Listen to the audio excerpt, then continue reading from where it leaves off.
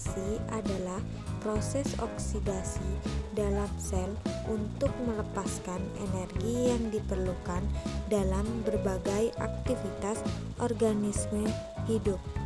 Respirasi sebagai proses oksidasi bahan organik yang terjadi di dalam sel berlangsung secara akrobik dan anaerobik.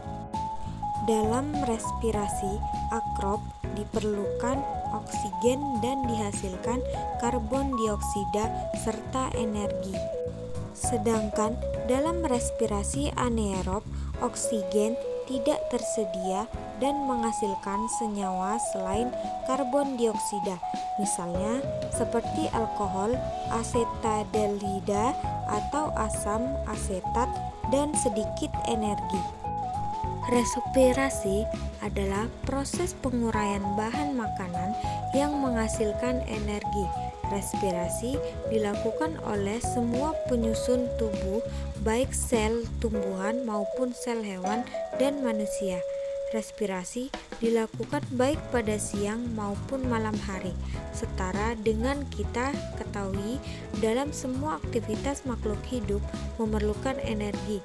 Begitu juga dengan tumbuhan. Respirasi terjadi pada seluruh bagian tubuh tumbuhan. Pada tumbuhan tingkat tinggi, respirasi terjadi baik pada akar, batang, maupun daun, dan secara kimia pada respirasi aerobik pada karbohidrat. Glukosa adalah kebalikannya fotosintesis. Adapun tujuan praktikum untuk mengetahui banyaknya oksigen yang dibutuhkan oleh tumbuhan dalam proses pernapasan.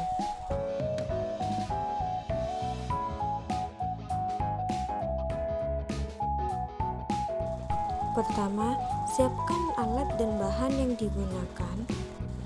Kemudian, timbang masing-masing kecambah. 3 gram untuk perlakuan 1 dan 4 gram untuk perlakuan 2. Untuk perlakuan 1, masukkan kecambah 3 gram ke dalam botol respirometer.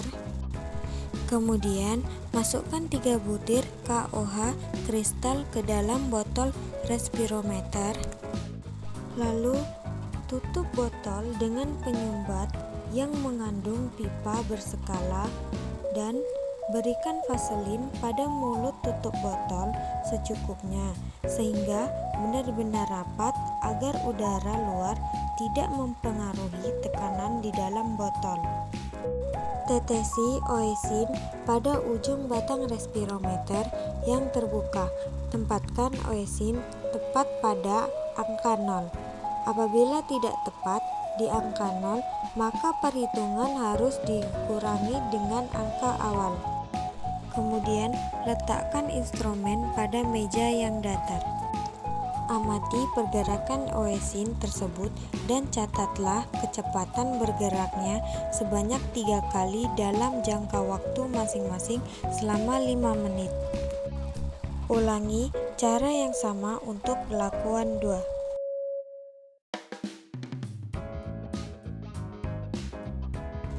Hasil laju respirasi masing-masing kecambah yang digunakan menunjukkan semakin tua umur kecambah, semakin sedikit laju respirasi yang dihasilkan.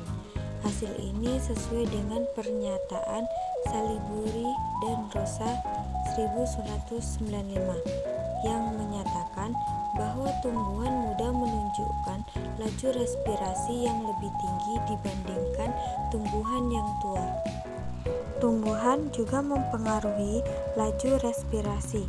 Hal ini dikarenakan perbedaan morfologi antara berbagai jenis tumbuhan yang menyebabkan terjadinya perbedaan laju respirasi antara tumbuhan tersebut. Semakin muda tumbuhan, kecepatan respirasinya akan semakin besar apabila dibandingkan tumbuhan yang lebih tua. Hal ini terjadi karena daya atau kemampuan tumbuhan untuk menyerap oksigen di udara juga telah berkurang sesuai teori laju respirasi yang menyatakan bahwa laju respirasi akan tinggi saat perkecambahan dan tetap tinggi pada fase pertumbuhan vegetatif awal.